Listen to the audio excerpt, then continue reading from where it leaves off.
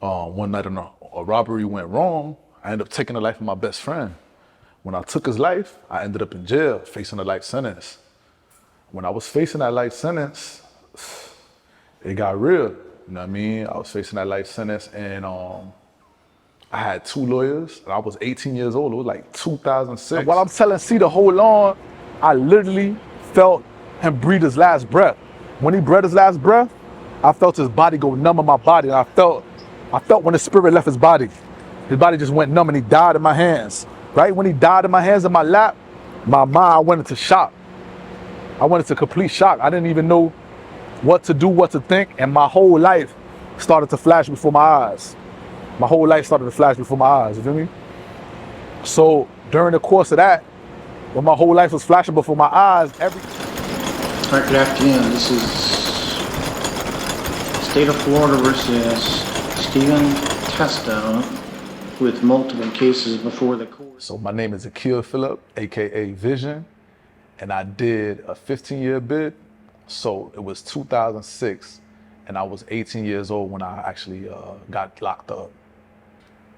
So I grew up around, originally I'm from Brooklyn, New York, and my mother and my father, they separated when I was like about 6 years old. During the time when they separated, my mother ended up moving down to Florida, and my father stayed up in Brooklyn, of Trinidadian, Venezuelan descent. So when we moved down here, we lived in about, I think it was Fort Pierce and Port St. Lucie type area. And one night, my mother came in the room, and when she came in the room, she was crying, and she woke us up and she said, "Man, your father has been shot in the back and killed in Brooklyn, New York." So when that happened, I had a lot of hate, I had a lot of anger, I had a lot of revenge in my heart. And that sent me down a path of, as a little kid, I used to fight a lot. Every day going to school, fighting. Anytime somebody say something about my pops, my parents, I would just snap, something would go off on my head, that chip on my shoulder, and I would just fight. So I was always getting suspended from school, even as elementary school, middle school. Then by the time I hit high school, started messing with girls, started gambling, and still had that chip on my shoulder. I was very revengeful. If anybody did anything to me, I always wanted to get back. That was like mandatory. So up until then, I never had a father figure. So hip hop music was my father figure. My brother, he kind of was in the streets a little bit too, not really heavy, but he was like selling drugs, different things like that. And I seen that. So that was my influences. That's what I really had to guide me. And at that time, I didn't know better. You know what I mean? So really, like, that's what I was leaning toward. So by the time I was like 15 and 16, his baby mother used to work in the club. She used to strip. And when she used to strip, she used to get these rooms. And when she used to get these rooms, they have, bottle rooms and all that. And my brother, he had a big bar in his house. So it came to a certain point, he was like, "Yo, you know what? You can start selling these bottles." So while I was in school, about 16 years old, I became the liquor man too. And I started selling bottles of Moet, Alizé, Hypnotic. Then I started selling the bigger bottles too, Level, Southern Comfort, Grey Goose. And I became like the liquor man in school.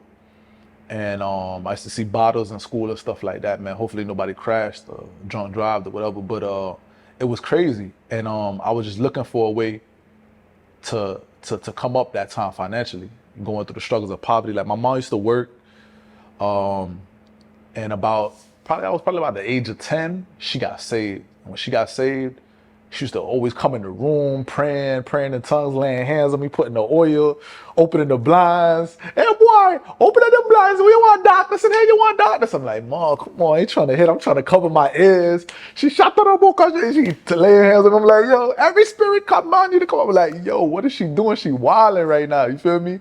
But it was helpful. I didn't know she was really putting in work for me. Like she was spiritually warfare for my soul and my destiny. She was calling things into being. And I didn't even really know, like, I was clueless. Like, I knew that God was real. I knew the spiritual realm was real. I knew that God could probably do something in my life. But at that time, I'm young. I just want to live. I'm caught up in sin. I'm loving the pleasure of my sin. So it's like, what she talking about is really irrelevant. And then she started taking me, forcing me to go to church. You never want to go. And during the course of the time, while she forcing me to go to church, it's like I'm going and I'm seeing people being delivered. I'm seeing people being healed. I'm hearing the gospel.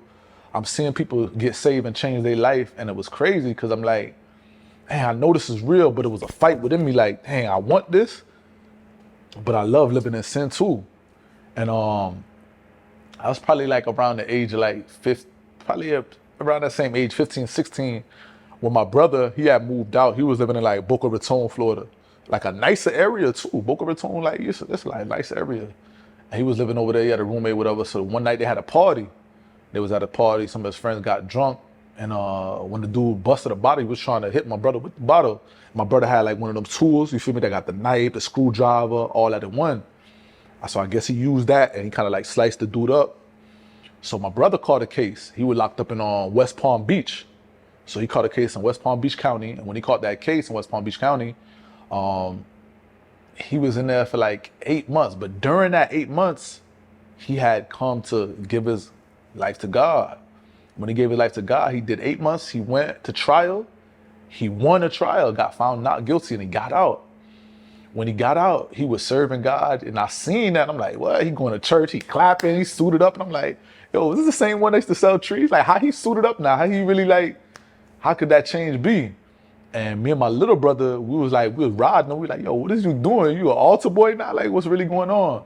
And now, hindsight, I look back at that, I'm like, dang, yo, we shouldn't have did that. We was being used by the enemy to try to drag him back in the world. So eventually he did kind of like backslide kind of into the world, you know?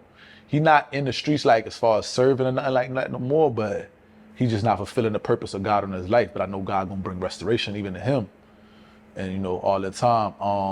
But yeah, so that whole portion of my life right there, it came to a point where just what I was doing wasn't enough. When I was stealing and all that, I still wanted more money. Me and my mom started beefing. I cut her off and I moved to an area in Fort Lauderdale called Melrose Park. So Melrose Park, a hood area.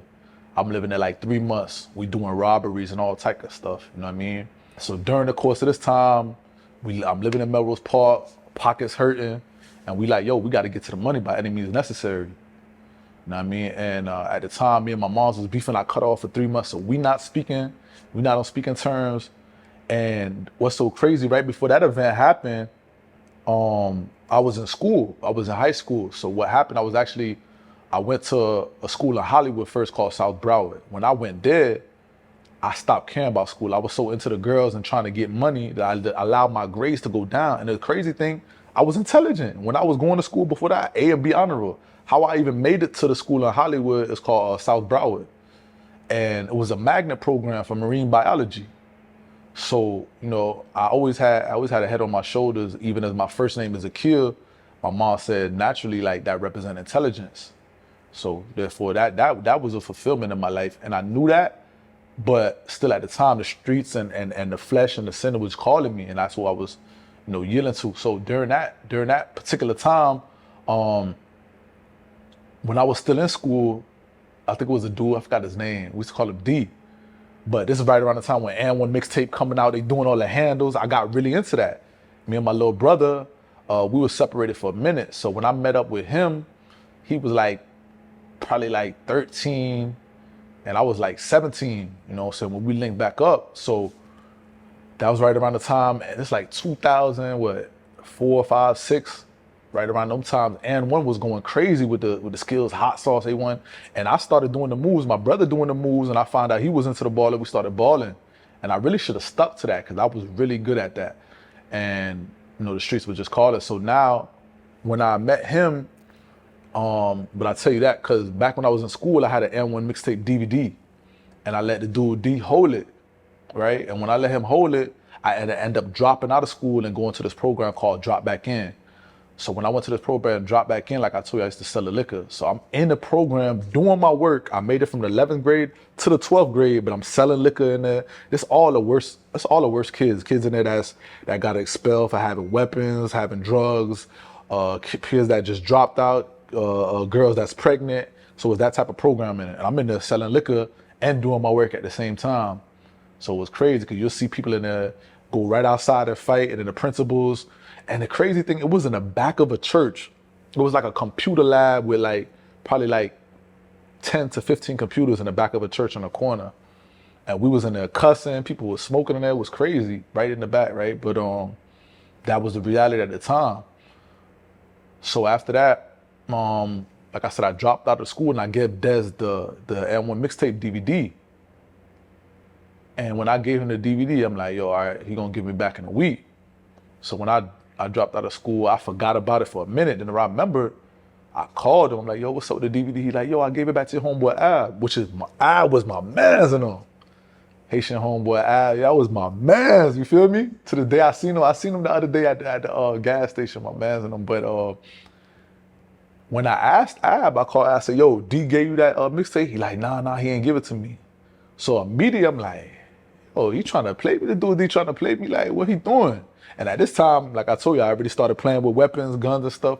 Good thing I had no fire on me that time, but I'm gonna show you how God worked in this situation. Because a lot of times you be about to make the wrong decision and God will intervene even us unknowingly, right? So the dude D used to work at Boston Market. So I called one of my other homeboys, Corey. I'm like, yo, this man play with me. I'm gonna go to Boston Market. I'm gonna stab him up. Because now I feel like, my pride is up and he playing with me. He trying to take my DVD and I let him hold it out of good faith. So I went there. And when I went into Boston Market, I'm kind of talking to him. There's people all in there. And I'm hot, but I'm trying to play it cool. I'm like, yo, I said you didn't get that to him. He like, yeah, I gave it to him, man. Don't worry, I'm at work right now. And I'm looking at him and we catch eyes and he could feel it. And I'm like, yeah. I'm like, all right, I'm gonna see about that. And I left. So when I left that night, I knew he was already working. So I'm like, yo, I'm gonna slide back at night. Mind you, Boston Market closed at like 11. So I'm like, I'm gonna slide back at night. They had a lot of bushes around them. Like, I'm gonna stay in the bush and when they come out, I'm gonna just stab them up. That was my mental at the time, right? So at that point, I end up going back to the crib and I'm gonna show you how God intervened, right? So it was about 8 o'clock. My homeboy Corey get on the phone. He work at the Checkers right down the block. He called me like, he like, yo, come through. And he hung up. So I'm like, yo, what he calling me to come through for? So at the time I had brass knuckles in my pocket, I had the knife, and I got on the bicycle. I'm riding down there. So as I'm riding down there, right before I get to the block that got the Checkers, police come by and he pulled me over. He like, yo, why you don't got no lights on the bike? I'm like, I ain't know you supposed to have lights on the bike. So he write me a ticket, but I ain't have my ID or nothing. So he like, yo, who are you? I'm telling him, yo, I live right down the block. He searched me, he find the brass knuckles. He's like, yo, this a weapon. Another squad car come up, they harassing me and stuff. I'm like, yo, man, I ain't trying to hear this. What's going on? So they say if the knife blade wasn't longer than my hand, then it wasn't considered a weapon. So it was a switchblade I got from the swap shop or something, lightning bolt junk too. So when I got that, I was excited about it. I'm like, okay, I want to use it. And during the course when the police going through that whole little situation, he telling me like, yo, we don't know who you are, so we're gonna have to take you down to the station. Mind you, I told you it was like around 8 something. So they took me down to the station because I didn't have my ID to prove who I was. So I got in the station, a little like substation in Margate. They put me in there. I made me take my shoes off. I sat in the substation like 3 hours, mind you. I'm about to tell you the Boston Market closed at 11. So now I leave. They give me my bike back, they give me the blade back, but then they give me a ticket for the brass knuckles because it was illegal, and they give me a ticket for the light on the bike saying, okay, you got to show up to court on a certain date. So I'm like, I leave. I ride the bike. I'm going to show you how demented I was. I ride the bike still over there by Boston Market. I put the bike by the garbage can. I hit the switchblade out. I'm in the bushes, literally hiding, waiting for D to come out. So it was a couple minutes after 11.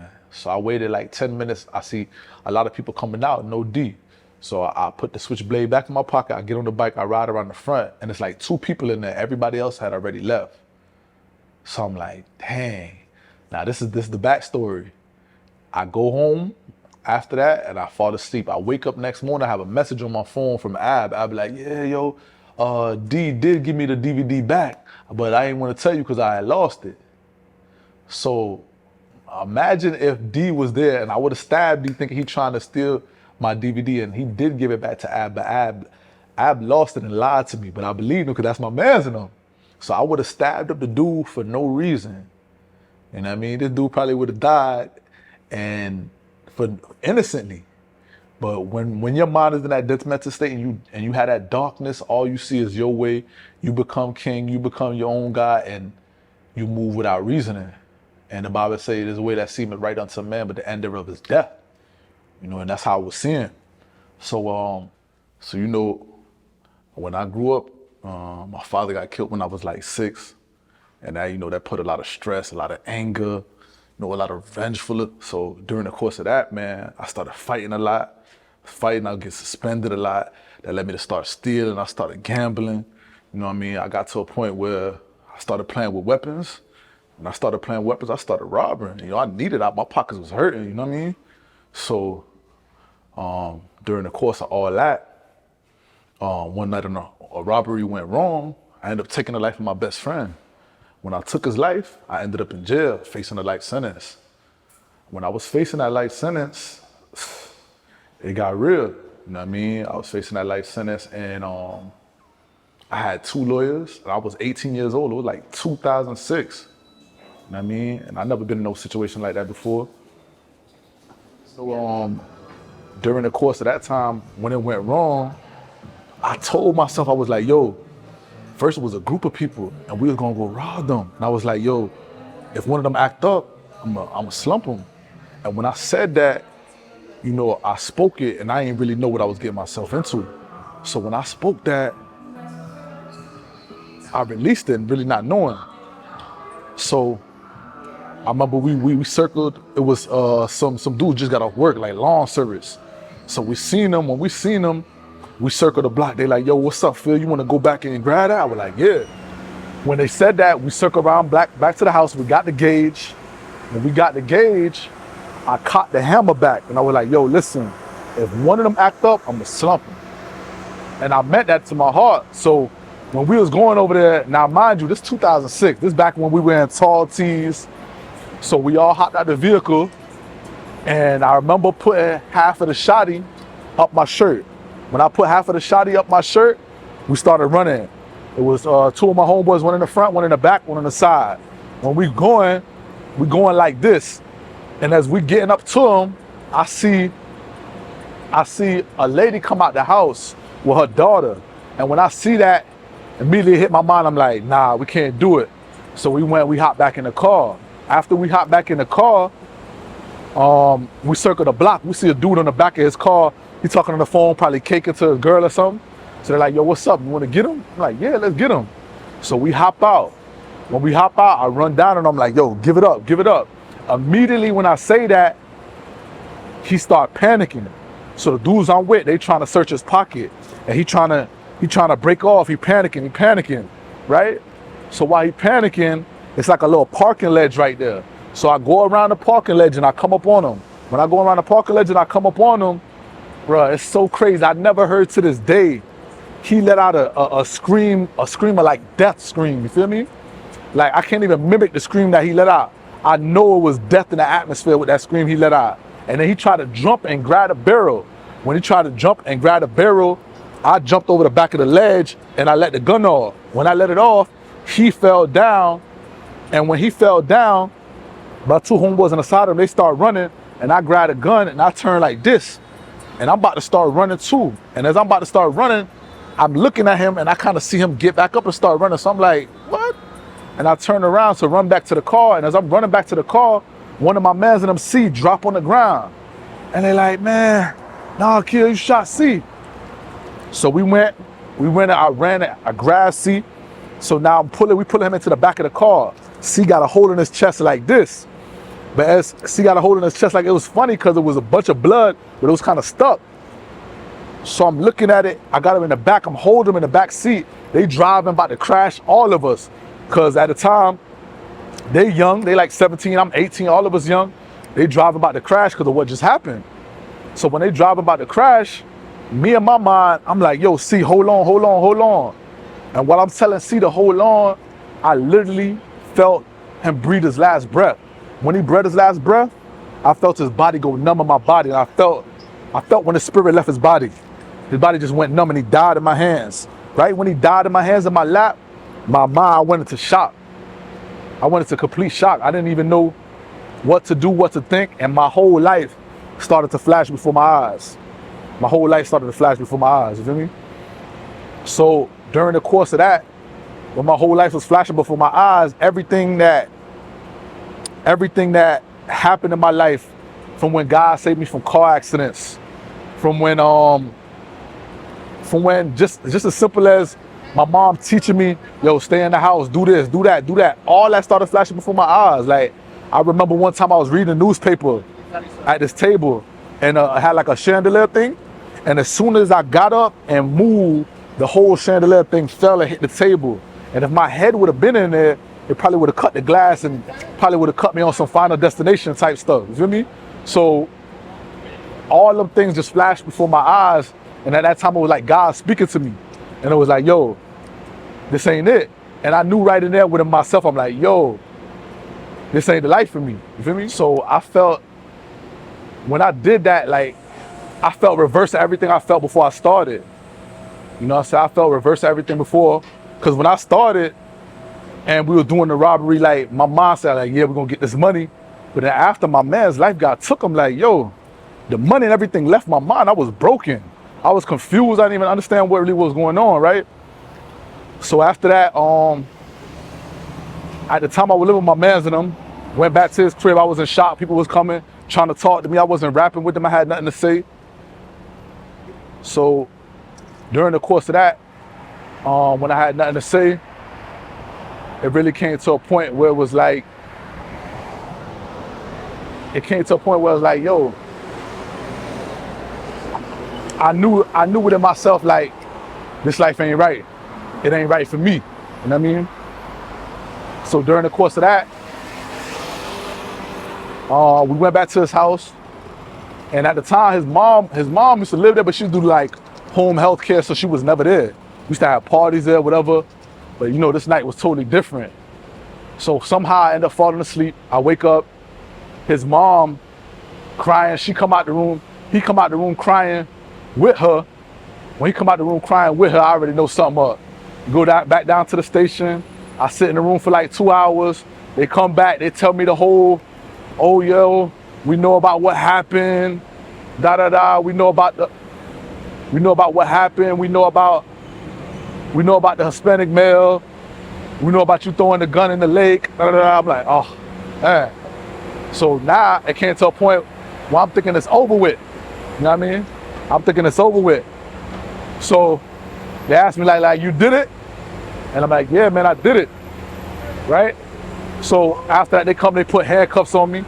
We in Broward County. So I'm in Broward County jail. They called my mom. Mind you, I told you I ain't talked to my mom in like 3 months. I completely cut off. Or I called myself cutting her off, right? She come down to the station, and you know when you see your moms cry, you be trying to act, man, it's tough. When you see your moms cry, you're like, Mom, come on, Mom. And you start crying, you feel me? So I started crying, and when I started crying, right in the jail cell, she prayed, you know what I mean? And when she prayed, like, I surrendered my life to Jesus Christ right there. And I end up in the county.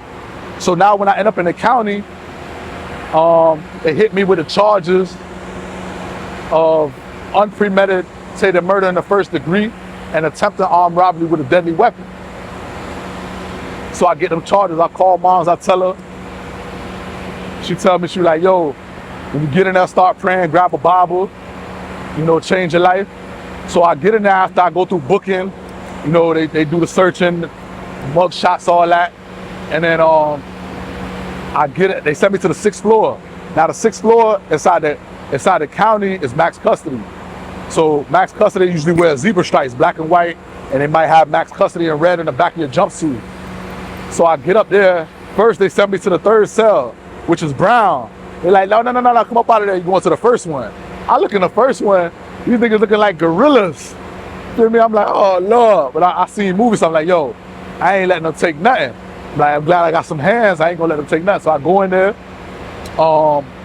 When I go in there, they sent me upstairs. So they got like a top 10, I got like 7 rooms, bottom 10, I got like 6 rooms, and there's 2-man cells. So when I walk in there, I'm thinking it's gonna be like the movies. So I walk in there, room 2, they send me to room 2, I go in there, they close the door, I got my back to the door. I'm thinking like, yo, for sure I gotta run the fade right now. So my Bucky's like, yo, man, that's messed up. I'm like, yo, what's messed up? He like, yo, I seen what happened. So our case made the news in the newspaper, 2006. So he hopped down off the bump. I'm thinking, I already set up my feet. I'm like, okay, he go in the locker, grab a newspaper and give it to me. I start looking at the newspaper. It's the whole case that just happened right down the newspaper. All right, so in the county, I get in the county. I do about 2.5 years in the county. They end up dropping my charge from unpremeditated murder in the first degree. They end up dropping it to manslaughter by the grace of God, you feel me? And when they dropped that, I end up going to court. I end up catching 15 years. So when I caught these 15 years, my mind going crazy. I'm like, yo, how I'm gonna do these 15 years? You know what I mean? I know that, you feel me? Like, basically, like, I was 18 years old when this happened. Now, in the county, they usually get what they call a YO charge, which is they give you 6 years and they might divide it 3 in, 3 out, 4 in, 2 probation, something like that. That's what they usually do. So when I catch the 15 years, in my mind, I'm like, yo, God, what's happening? What's really going on here? You know what I mean? So at the time I had a relationship with God, but I was kind of confused. So anyway, I go to prison.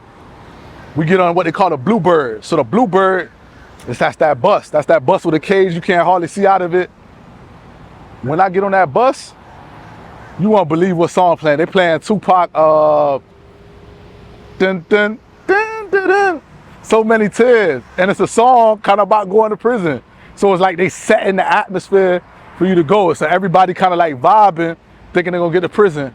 So we drive, it takes us like a couple hours to get there. When we get there, the COs from prison come on the bus. They're like, yo, y'all gonna move when we tell y'all to move. If you don't, we gonna whoop y'all, da da da da. They say all that, right? So some dudes start laughing. They get back on the bus, they start throwing bows like Ludacris. Boop, boop, boop, boop, hitting people, right? So when they hit people, everybody look like, oh, we ain't in the county no more. This different right here. You know what I mean? So after that, we get off the bus. They take us in. Now the check-in in prison, crazy. They put you in a room. It's like 30, 40 y'all, make y'all circle. Y'all strip butt naked. So now y'all butt naked, that's stripped. They go through all your little stuff you got, and they tell you what you can have, and you got a couple seconds to put what you can have in the bag, and the rest of the stuff, they're gonna grab it and start throwing it away. So now you in prison, you moving like the militant. You gotta, all right, put this in the bag. So we putting stuff in the bag, gotta put stuff to the side, all that. Crazy, right? So now, this is a place called South Florida. It's in Miami, in the country part of Miami, back in the boondocks. I don't even know where that was at, type junk. So now, we in there, and at the time, I'm 20, I'm not even 21 yet. So when you're not 21, when you're 21 and under, they send you to what they call the JIT side. So I go to the JIT side at the time. The JIT side is C-Dorm. So C-Dorm got 2 sides to it. It got one that's like, I think, 18 to 21, and the other one was like 21 to 23 type junk. So when you go there, this is Gladiator Camp. We go over there. It was what day it was, I think it was like a Tuesday or Wednesday or something like that. So we get in there, and they got what you call this TOH, a test of heart. So when we get in there, we knew a dude already from the county named Black. So when you get in there, everything is like counted out. They got Broward County, Dade, Tampa, Central Florida. They got all these different and basically in prison, you automatically put it to different sections whether you want or not by where you came from. You feel me? So you know we from Broward, we get in there, and automatically, cause we knew Black, like our face was clean for that first day or two, but you can still feel the pressure. There's people wrecking in the back, you constantly hearing, which they call it many different things. They call it catch the cut, they call it get in the grid, and it's a whole different language in it. They be saying, yo, I took off on them. I mean, like, you know, you snuck them or whatever, but so we hear the bunk slide constantly, and then you hear what they call strapping up, where people, they put on their shoes, they strap their shoes tight. You see somebody strapping up, you know that, like, it's about to be on, it's tension in the air, and boys about to get it in, you feel me? So we seen a lot of that happening, and it's like a always tense atmosphere. You can never really chill. So that was a description of like my first day in the Bing. But even on top of that, we went to eat. When we went to eat, as a JIT dorm, we marching. So we got to go to child like this. Yo left, right, yo left, right. So we marching like we in the army or something, going to child and got to sound off. Then when we get to eat, when we get to the child hall, how about we get in there, we get our food, all of us got to stand there like got these little tables that's like octagons. We stand there and we got to sit there and say, 1, 2, 3, sit. And all of us got to scream it or everybody got to stand up. Then when you eating, you only got like 2 minutes to eat. They really on some military type timing. So I learned to eat dumb quick, went back to the cell, then you sleeping, and then they got this thing called PT, where they come through and they force you to work out. They might shut off all the fans, close the windows. You got to get Class A, that's the uniform, which is prison blues. You wrap up the bed or the bunk, what you call is like a little bunk. You put that on your back, take the sheets and all that, and we got to do squats with that. We got to hold a chair position. We got to do push-ups, hold a push-up position, all type of junk. And this is my first day of prison. I'm like, oh my God, what's really going on? So I remember this one day, they sent us to this part on the right of where the dorm is at. They call it South Beach. It ain't no South Beach. It's this one concrete slab and they got a gate going all the way around us. So they put all the boys from Broward, all the boys from Dade, all the boys from Central Florida, and they put the other dorm inside of South Beach. Now, it already been taught going from dorm to dorm that Dade and Broward gonna have a clash. So we get in there, mind you, this little South Beach area is probably like no bigger than like 200 feet from each gate to each gate. They put all of us in there. Within like 10 minutes, the cops walk away. Man, it had a dude that had a shank from where my feet at to like right here that they made out of a fence from Broward. So a dude from Broward and a dude from Dade, they start fighting. Next thing you know, all them dudes from Dade and all them dudes from Broward, they start clashing. When they clashing, man, there's knives going everywhere, there's blood going up in the air, people getting slammed. Now, when all of this happening, like it had some of us that we was against the wall. So all the stuff happening right in front of us, people getting slammed, blood shooting out of people's arms. The one dude that had the long shank, he pulled it out, but it was so long by the time he pulled it out, they picked him up to the air and they slammed him. Now, the police see this, so now police come running, everybody fighting, all this happening. By the grace of God, I was protected, you feel me?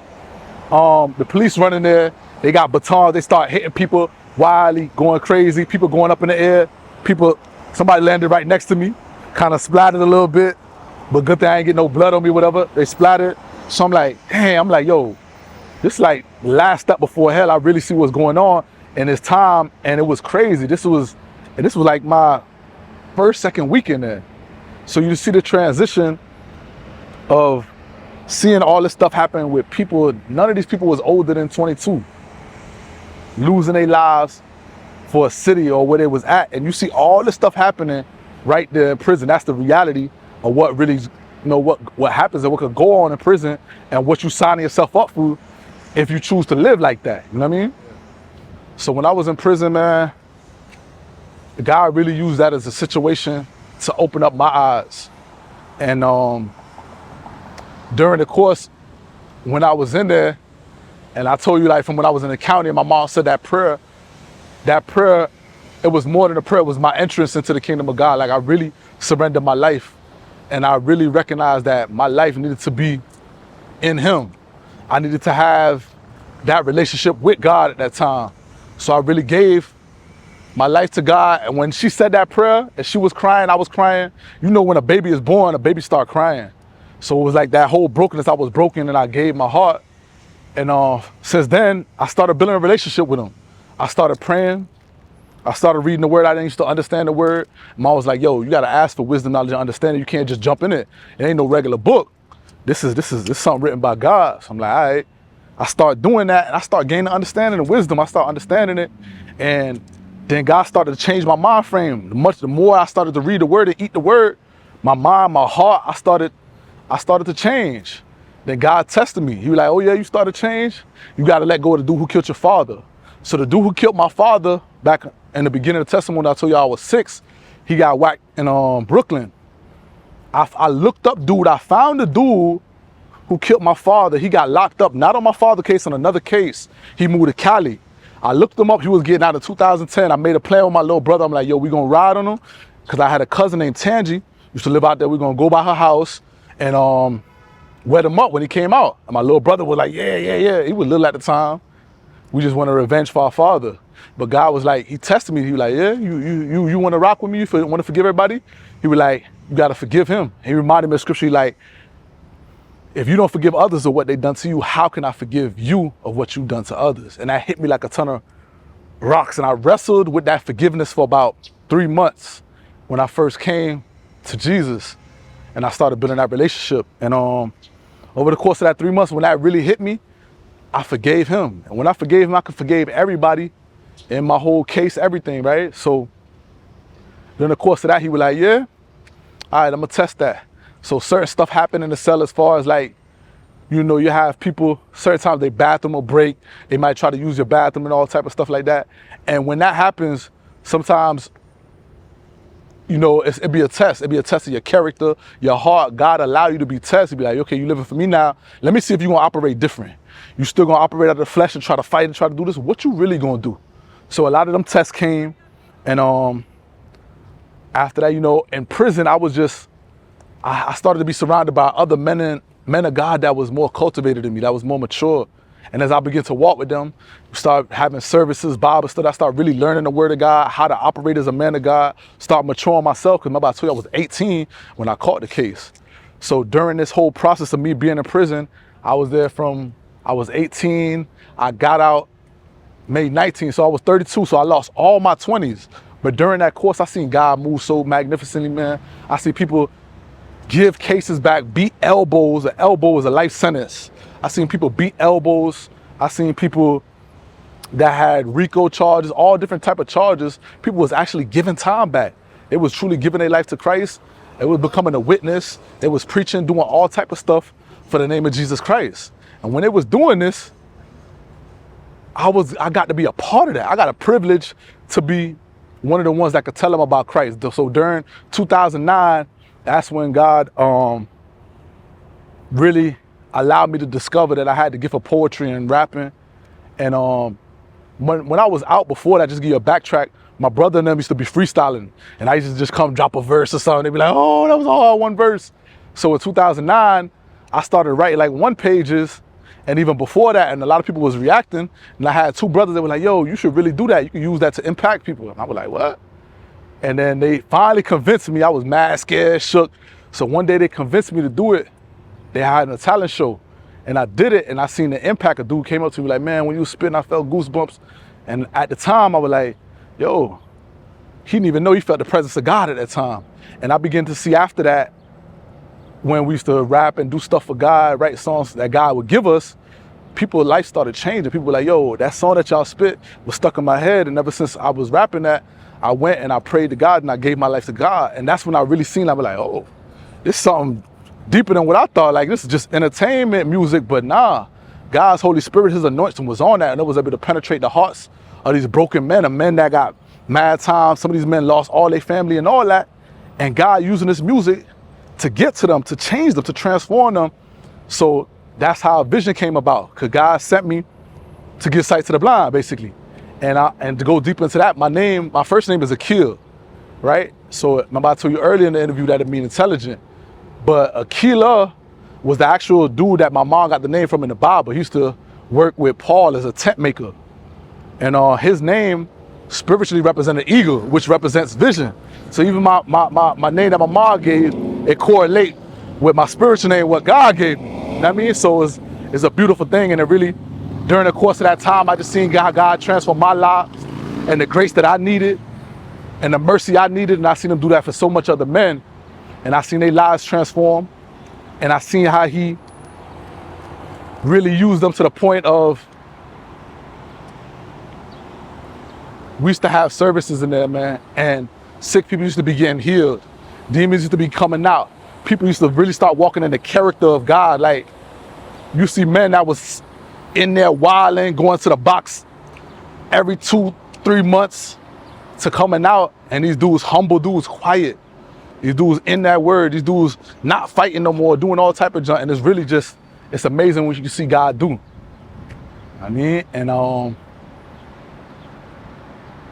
when I look back even now, thinking like, wow, to see the impact of God can have in a hopeless place, that you're supposed to be depressed, that some people, when they go to what they call confinement or the hole, which is most of the times you be in a cell either by yourself or one of the person, a lot of people, you could hear them going crazy back there. I remember one time I heard a dude, he got to a point where he was in a room so long by himself that he was like, yo, somebody talk to me. I need somebody to talk to. He was beating on the walls, and he wanted some type of interchange with man, because what? God created us to be, interchangeable for fellowship. We're supposed to be able to talk to each other, build with each other, and do all that. And when they put you in a position like an animal, or even worse than animal, because the animal's free, when you locked up, a lot of things get suppressed inside of you. And that's the position a lot of men that's locked up. They have nobody to relate to. You know what I'm saying? And they're hurting. They need the love of God. And it's to the point where it's like, man, don't forget your men and your women that's in that situation, that's locked up. Reach out to them. If you got brothers, sisters, cousins, whatever, make sure you reach out to them and show them the love of God, because that little bit of love could penetrate their heart.